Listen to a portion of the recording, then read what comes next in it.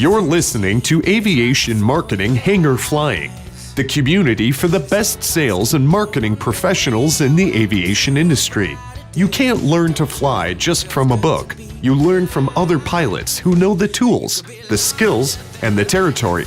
Your hosts, John and Paula Williams, are your sales and marketing test pilots. They take the risks for you and share strategies, relevant examples, hacks, and how-tos. Be sure to subscribe on iTunes so you won't miss a thing. Welcome to Aviation Marketing Hangar Flying, episode number 103, Outbound Sales Calls. 103, huh? Yeah, 102 was inbound sales calls, so if that's what you're looking for, you're not very far. But I'm Paula Williams. I'm John Williams. And we are ABCI, and ABCI's mission is to help all you ladies and gentlemen out there sell more products and services in the aviation world. Absolutely. So if you have any questions, comments, or concerns about this or any other episode, you can use the hashtag AvGeekMarketing, and we will be happy to find it and reply to you as quickly as possible. So that's on pretty much any social media. We usually use Facebook, Twitter, Instagram, that sort of thing. The standard ones, we're not really much into the Snapchats and other crazy stuff that all the kids are. So, but on the big three, we'll find your comment and reply. All right. So big ideas. Outbound sales calls are my favorite thing in the world, and I'm being really sarcastic right here. I was going to say, now, who are you and what did you do with Paula? Exactly. This is not my favorite thing, but I have reconciled myself to the fact that in this industry in particular, it is necessary. So sales calls are sometimes, as in usually, necessary in the aviation industry. And the only people that we know that have been really successful without doing sales calls are people who are selling fairly inexpensive software downloads. Through iTunes and those kinds of things. So there's always an exception to every rule. But if you're selling a product or service in the aviation industry, there's usually a really high trust barrier. People buy from people rather than from companies, and there's really no alternative to reaching out and touching someone, as they used to say in the phone book commercials, right? Yeah, right. But we had one client that had 65 total possible customers. Mm-hmm. And I don't know that they made outbound calls. I think the customers all called them. Oh, if you have 65 outbound customers, you should call every one of them. Because you have a very small chance of hitting them at the right time. Well, I don't think anybody else was doing what they did. Yeah, and you really needed to make sure that they knew who you were and what you did. And calling to introduce yourself is not a terrible thing if you've got a really small audience. Yeah, except that they were already in business. Right. So they knew everybody. And the only time they had business is when they were called by their customers. Right. But if you're new in that business, you better be calling to introduce yourself. Oh, yeah, no joke. Okay. Second point, there is never any reason to make a cold call. You agree? Yeah. Okay. There is technology nowadays. They need to at least be warm, if not hot. Exactly. And then the third point is don't be scared, be prepared. That rhymes. You're a poet and didn't know it. Absolutely. So we'll tell you how to prepare for those sales calls so that it reduces the fear factor on your side and everything else. So actually, to start with that, the number one most common reason aviation companies don't reach their sales goals is because they don't make those outbound calls. The most common reason they don't make those outbound calls is because they're afraid of the phone. And that's crazy because the phone can't hurt you. Exactly. Well, I suppose if you got struck by lightning, but even so, I mean, Right, but I think we all have this fear of, and for me, it's that first 5 or 10 seconds on the phone with somebody where they're suspicious of you. They think you're some horrible telemarketer or, somebody that they're going to have to hang up on. And getting through that first layer of distrust is difficult, but the more relaxed you are, the better it works, right? Yeah, it's not like these AI things that call you and start talking and hammering right away. I mean, you get somebody and say, "Hi, my name is, do you have a couple of minutes?" Exactly. But honestly, all of the horrible telemarketers and all of the AI dialers and all of those things are making it a lot worse for the rest of us. Yeah. Because everybody is really suspicious, including me. Every time you pick up the phone, you're wondering, am I talking to a human or am I talking to a robot? And is this somebody that I want to talk to? Or is this somebody that's just trying to sell me something, as they say? And if they're just trying to sell me something, is it somebody I want to listen to anyway? Because they actually may be somebody that can help me with a problem or whatever. Mm-hmm. Right? Okay. So let's start with a fairly typical marketing situation and how we try to make this easier for the people that we work with. So my job, and I do this for my own purposes as well, because I would really rather have people calling me than be calling people. That's like 1,000 times better. It puts you in the driver's seat, so to speak. Yeah, it puts you in a totally different situation in a sales call or in a conversation when they're calling you than if you're calling them. But the next best thing to that is to have them request information from you. So, what we like to do is have something called a lead magnet. This is one of our very favorite marketing techniques, where we build something like a 1-page tip sheet or a 4-page user guide or something like that people really want, people who are in the market for your product or service. So maybe 4 reasons you should recondition your sim rather than buying a new one, or 4 reasons that you should, or 10 questions you should ask before you hire somebody to do flight training, those kinds of things. And that buyer's guide is something that's really attractive to your prospective customers. Now, how do you get that in front of them? There's lots of ways. You can use SEO, you can use a podcast like this one, you could use social media posts and ads, you could use conventions and events, public speaking.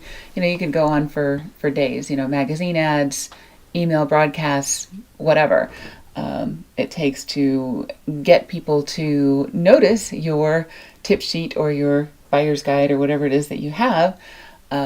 They fill out a little form on a web page requesting it. We call it a landing page. Fairly simple to do. We capture their information, and now you have a prospect's information, right? Yep. Okay, so now you have a name, email, and a phone number. So now what? Well, before we get to now what, people ask, well, how do you know how do you know you're going to get anybody to do that? Mm-hmm. And that's why you have a well-designed web page, and that's why you have SEO, and that's why you do all those marketing things so that people will see that and fill it out. Right. It's a numbers game. Well, and it also depends very heavily on, number one, a really good title for your lead magnet that people really want, so that's something that people really find attractive. And the second thing is to do some really good advertising and targeting so that you're getting it in front of the right people at the right time. And social media is a really good way to do that.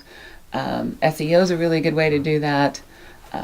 Public speaking is a really good way to do that. We've gotten people to download 30 or 40 people in an audience of about 50 to download a tip sheet while we're speaking to them. Tell them, if you want the cheat sheet to what we're talking about right now, go to this webpage and fill out this form. And we've had people do that while we're up there speaking. That's right, we did. And that worked out really, really well. But it has to be something that's really relevant to your audience and has a great title. Mm-hmm. So that's how you increase your odds on that. But so let's say you've done that. And now you have this stuff. Exactly. And now you have a name, an email, and a phone number for someone that just pinged in from your website. Yeah, a little bit of research wouldn't hurt to figure out who in the world you're going to be talking to. Exactly. From an email, a name, and a phone number, there is this fabulous invention called Google, right? And there's this other fabulous invention called LinkedIn. And just about everybody in the aviation industry who is actually doing business, you'll find them one way or another. You're either going to find a website for their company, or you're going to find their profile profile, on LinkedIn, or you can trace their number at least back to find a city. There's lots of things that you can find just from those 3 pieces of information. And if you can't find them, then you are suspicious of the fact that they're a real entity. Exactly. And you'll get some unreal entities requesting your lead magnet. That's just, kind of par for the course. There's always some wiseacres or weirdos out there that, don't want to give you information, or they're just too suspicious to give you real information. There's ways to handle that too. You can say, I'm going to send this to you by email, so you have to give me a real email address if you want the goodies, right? Mm-hmm. Okay. So, assuming you have a real name, a real email, and a real phone number, which may or may not be true, but you can figure that out within 10 minutes on Google and or LinkedIn, right? Okay. Let me tell you another way that we like to get inbound information that we can help with our sales calls, and that is website intelligence that we get. This is a piece of software that we use in our digital marketing package that gives us some pretty good information from who has visited our website and what pages did they visit. So now I can see that somebody from Penton, the Penton Company, went to our website on October 17th, and they visited twice. One visit was longer than the other. They spent 6 minutes and 22 seconds, and they visited our homepage. From there, they went to our news page, and then our about page, and then they went to one of our tip sheets, and they downloaded it. So that's quite a bit of information. If I know somebody at Penton, that I've been talking to, or if I'm connected to somebody on LinkedIn from Penton, that's a pretty good place to start. And also, if they filled out that little form on the tip sheet, that completes my information, gives me their name, phone number, and email address. So now I know what they're interested in and approximately how interested they are, right? Yep. And in what?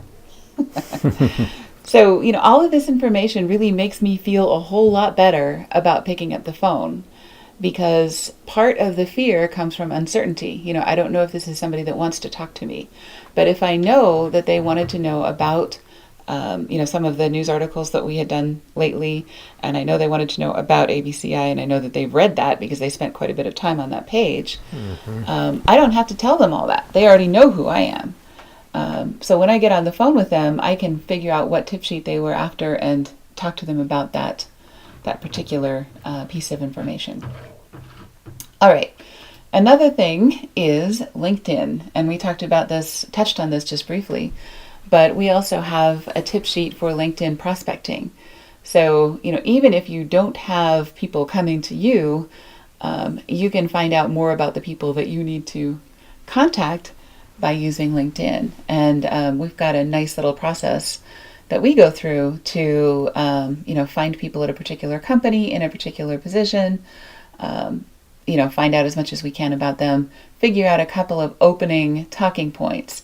And like I said, it's usually that first 15 seconds that's the problem. So if you've got a good opening question, it makes you feel a whole lot more confident, which comes across on the phone, right? Mm-hmm. Okay, so I'm not picking up the phone to somebody that I have no clue who they are, what they do, what they're interested in, or anything else, and I have no idea what I'm going to say to them. That's really where the fear comes from.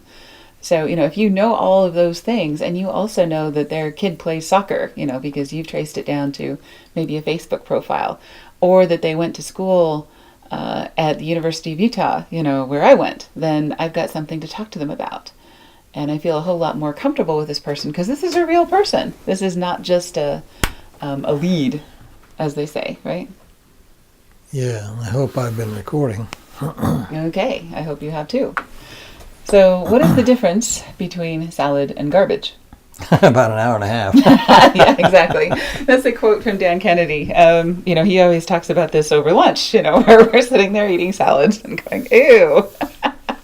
And he's right. Once you cut up the vegetables and, everything else, then the salad, the lettuce starts to turn brown and the tomatoes get mushy and all kinds of nasty things happen. It all starts getting warm and things really go crazy. Yeah, exactly. So soggy croutons and horrible things.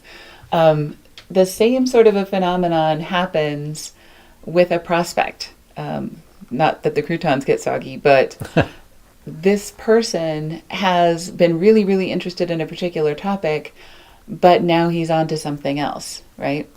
And it could be that he was really, really interested in learning to fly, but now he's discovered another career path, or that they were really interested in marketing their aviation products or services, which would be a lead for us, but now they have found a competitor and they're off doing something horrible that isn't going to work for them. And I didn't get to them in time. So, about how long do I have to get in touch with somebody after they've tried to make contact with us? I figure filled out the form. Yeah, about one business day. And this is business to business. So this is not, if this was a retail situation and someone were looking for a prom dress or whatever, they're off that same afternoon at 5 other stores. But in a business to business situation, usually you have a good business day to get back to them. And we just don't have the manpower to respond to every call as it happens. So we try to respond within 24 hours or one business day as much as possible, just to reach out, let them know, I appreciate you reaching out to us, especially if they've left us a message or something in particular and not just requested our tip sheet, right? Yeah, because we get an amazing amount of inbound leads now. Mm-hmm. Now that you've got everything put together and in place and been running for a couple of years. Mm-hmm. So, my first move will be to try and call them. Most of the time I get voicemail. Then I can leave a short voicemail saying, I'm just responding to your inquiry. Here's my phone number. Let's try and get in touch. But by the way, you need to be prepared for the voice recorder. Exactly. And know exactly what you're going to say and actually expect it and be surprised when you get a person. Right. More than half the time you're going to get a voicemail, which is fine. I also leave an email at the same time and say, I just left you a voicemail. You can respond to either one, whatever's more comfortable. But, let's set up an appointment to sit down and talk about what you need. And that's my approach, really low key, and it works better than anything that we've done. In the years that we've been in business, in this business anyway, it works really, really well. I do have to reach out, and I do have to talk to people. As much as I hate the phone, this is one thing that I do, and it works really well. Okay, so let's talk about the things that you can do. Obviously you're not going to get them on the phone every time. So there are 3 things basically that we can talk about. There's more, of course there's always more ways of getting in touch with somebody, but the 3 that are the most common are an email, a snail mail, and a phone call, right? Mm-hmm. We do all 3.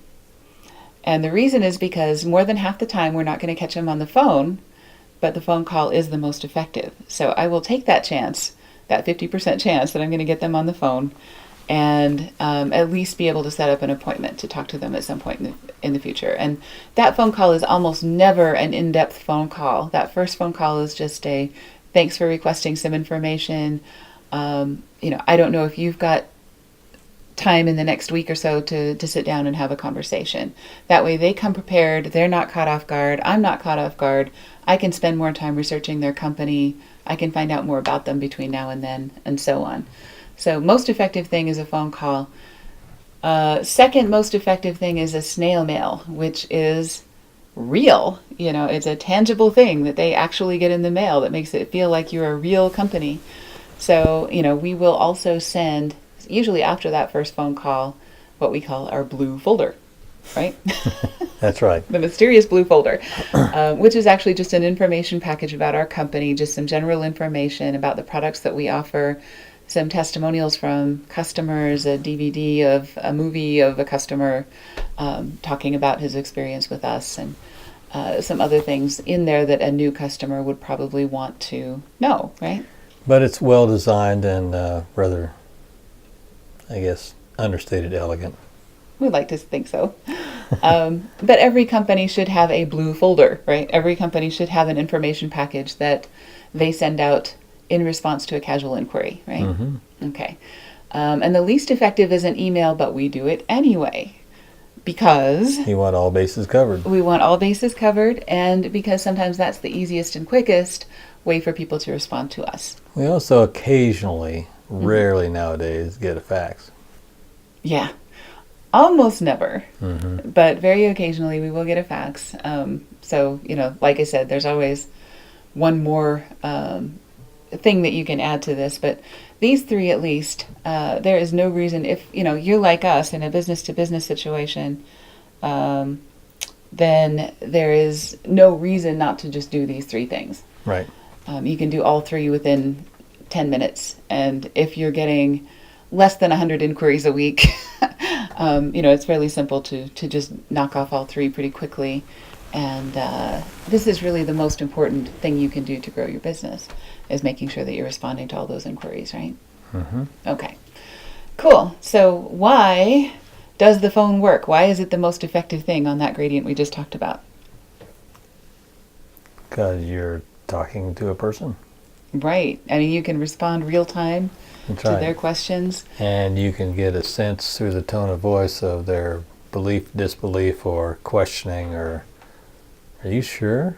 Mm-hmm. Exactly. There's a lot more information carried in your voice than there is in any kind of text, or even a movie, where they know you're not talking directly to them. So, making that person-to-person connection in an industry where it's a really high trust industry, there's just no better way to do that and no more efficient way to do that, right?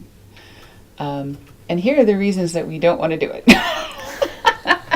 And I get it, I do. I don't like making phone calls.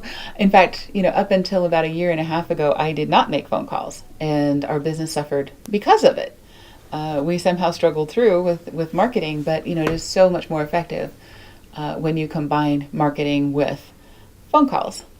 Okay, so the reasons that you don't do it is procrastination. I'll do it after lunch. I'll do it at the end of the day. Oh my gosh, it's the end of the day. They're on the East Coast. They're already gone for the day. And I have managed to successfully procrastinate all day about that one customer, But what you need to understand is, and this is something that a customer told me, I thought this was really good. He says, you want to perform the tasks every day. If you've got a list of tasks that's going to be more than you actually get to, which we all do, right? You want to do the tasks that are closest to the money first, right? That makes sense. Yeah.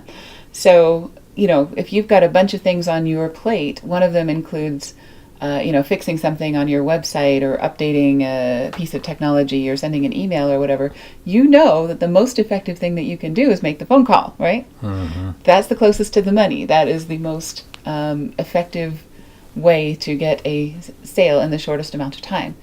So that kills the procrastination thing for me. If I go, okay, what on my list is the closest to the money? It's almost always the phone calls. Yep. So we get those done and out of the way. And then I feel better for the rest of the day because I did them.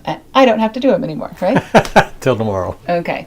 Number 2 is rationalization. And we have had customers twist themselves into pretzels telling us that a perfectly qualified lead or a perfectly fine lead or a lead that actually does result in a sale was not qualified, and they'll tell us they had the wrong area code, so they're from the wrong part of the country. That's crap, because nowadays nobody knows where an area code comes from. Yeah, people can buy an area code from anywhere. So our we have an office in Nevada, and we spend not a whole lot of time this year anyway in Nevada, but that 702 area code sometimes throws people off, and they think, of course you're in Nevada. We recently, a year or two ago, got a phone, and I requested a specific area code, and they said, no problem. Yeah, exactly. So they gave it to me. Right. So, sold it to me. Exactly. Besides the fact that a lot of our business comes from national and international customers, and even if you have a local business like a training organization, there are people who will come to you rather than get training where they are, especially international flight training nowadays. There's a lot of folks that will come to the United States for training. Because it's the best they can find. Because it's the best they can find, and it's actually cheaper to fly here, train here, and fly home than it is to get training where they live. So they're not unqualified just because they're not from here or don't have a local area code, right? Right. Okay, or country code. other ways of rationalizing, maybe they're using a Gmail or a Yahoo email address. There's a lot of people that do that who are professional folks. It drives us crazy. There are fewer and fewer of them because they're realizing that's also portraying their company. Right, but if they're just requesting information from you, they may not want you to know what company they're with yet. So it may be the CEO of a big company that's using their Gmail address because they don't, really want you to have that information yet, or they don't want it going through the corporate channels. They want it to just come to their cell phone, and they're just trying to simplify things for themselves. So, that's a perfectly fine lead, that has a Gmail or a Yahoo.com on the end of it. So, there's lots of ways that you can rationalize and say, well, they didn't give me a first name, they just gave me an initial. Okay. So, some people don't like their first names. So, Mr. T. Rowe, how are you? T. Rowe Price, yeah, exactly. It's fairly common that people use an initial rather than a first name. So there's lots of reasons that people will rationalize that a lead isn't qualified when really it is. Every lead is qualified till you prove it's not. That's right. Okay. And the third is just trepidation. So procrastination, rationalization, and trepidation. We're going with the poetry today. Fear of the phone, which we've been talking about all day. And just like any other human behavior, it can be overcome by doing it, honestly. I'm probably the worst example of that you've ever seen. And I still make several calls a week. So it can be done. Of course. Exactly. And sometimes I actually after that first 15 seconds, I enjoy phone calls. It's that first 15 seconds that causes all of the trepidation and stress. And once you get past that, no big deal, right? Mm-hmm. Okay. Cool. So we do have a free tip sheet about sales calls, our sales call checklist for aviation sales pros that you can download from our website, which is, guess what? A lead magnet. So if you download that tip sheet and you do include a phone number, you can expect to have a call from me within 24 hours, and you can see how this works in person. So That's a live example, and I promise not to be frightening. I'm probably more scared of you than you are of me, but that's okay, because making connections in this industry is what this is really all about. Nobody succeeds alone, right? That's right. I mean, some of us, I had a day yesterday which was kind of a luxury for us nowadays, and that was to just simply work and write all day without having any meetings or interruptions or anything like that. And a lot of folks in the aviation industry, especially the engineers and other kinds of folks, love working that way. But the reality of doing business these days is that you will not have any work to do unless you have relationships with people, aka customers and partners and suppliers and so on. So this is a really, really important part of your business, and you really can't ignore it, no matter how much you would like to, right? True. The introverts among us are alive and well. Alive and well, exactly. Okay, so big ideas from today's episode. Sales calls are sometimes, as in usually, necessary in the aviation industry, as in almost always, I think we could say. There is never any reason to make a cold call. Absolutely not. Yep, we gave you lots of resources for taking care of that. The LinkedIn prospecting tip sheet, and also just a simple Google search of any name, email, and phone number will give you something that you can work with, or a search on any social media that you are comfortable with will often give you something that you can work with, so that you have some information about that person. And the third thing, don't be scared, be prepared, right? Of course. Okay. So thank you for joining us, and do subscribe to our podcast on iTunes, Stitcher, Google Play, wherever fine podcasts are distributed, right? Yes. All right. And also, please do leave us a review. That is how more aviation people find us and stop doing random acts of marketing or bad marketing that costs them money and hurts the industry, right? Absolutely. We all need it better. We all need to be better. There's a quote from Jim Rohn, don't wish it was easier, wish you were better. True. Yeah. So if it were easy, everybody would be doing it. We can't have that. Right. All right. Have a great week. We'll see you later. Ciao. Thanks for joining us for Aviation Marketing Hangar Flying, the best place to learn what really works in sales and marketing in the aviation industry. Remember to subscribe on iTunes and leave a rating.